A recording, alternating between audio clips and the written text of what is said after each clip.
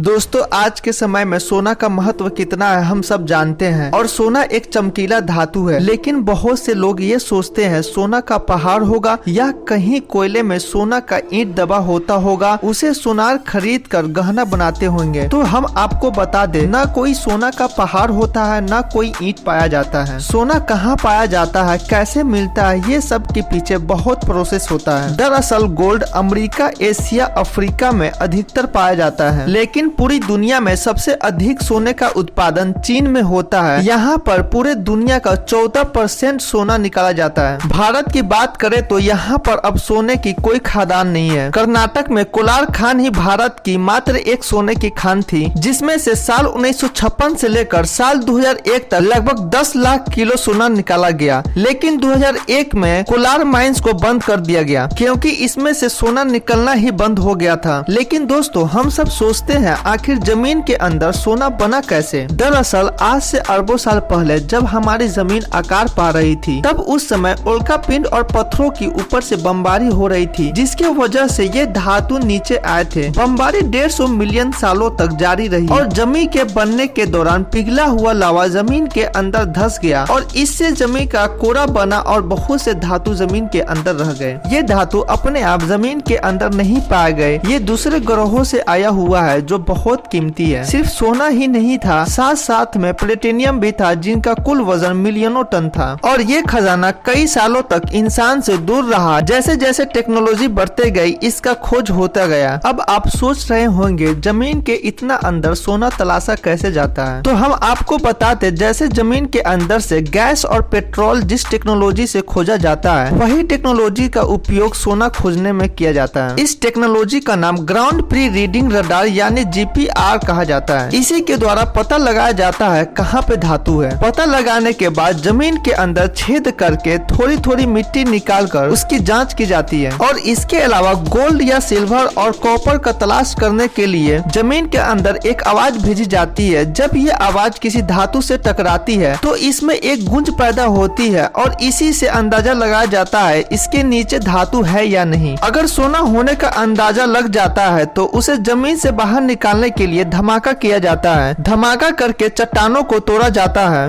अब आप ये सोच रहे होंगे खुदाई करने के बाद सोना कोई बिस्किट में पाया जाता है, ऐसा हरगिज नहीं होता। सोना निकालने वाले कंपनी को गोल्ड वाले इलाके में 300 से 500 गहरा तक जमीन को खोदना पड़ता है और उस गहराई से बड़े बड़े पत्थर निकाले जाते हैं और इन पत्थरों को बाहर निकाल कर मशीन की मदद से बारीक रेत में पीस दिया जाता है। इस काम को करने में कई घंटा लगता है। फिर इन पत्थरों और सोने के छोटे छोटे कणों को एक दूसरे से अलग करने की प्रक्रिया शुरू होती है और इस काम के लिए खास वाइब्रेटिंग टेबल यूज किया जाता है। इस टेबल पर एक कंबल नुमा कपड़ा बिछा होता है, फिर उसे गीला किया जाता है। फिर रेत की तरह पिसे हुए इन पत्थरों को उस कपड़ा पर बिछा दिया जाता है और उस गीले रेत को उस कंबल पर से गुजारते हैं तो गोल्ड का छोटा छोटा कण उस पर चिपक जाता है और बाकी का पत्थर बाहर निकाल दिया जाता है। उस प्रोसेस को कई बार किया जाता है ताकि गोल्ड और पत्थर एक दूसरे से अलग हो जाए। और गोल्ड हासिल करने का अगला स्टेप इस कंबल को धोना है। पानी में इस कंबल को धोने से सोने का छोटा छोटा कण बिल्कुल अलग हो जाता है और इसके बाद उस छोटे छोटे कण को पिघलाकर उनको बिस्किट, ईंट और अलग अलग आकार में इकट्ठा किया जाता है। लेकिन दोस्तों सोने की ईंट या बिस्किट से डायरेक्ट जेवरात नहीं बनाया जाता है,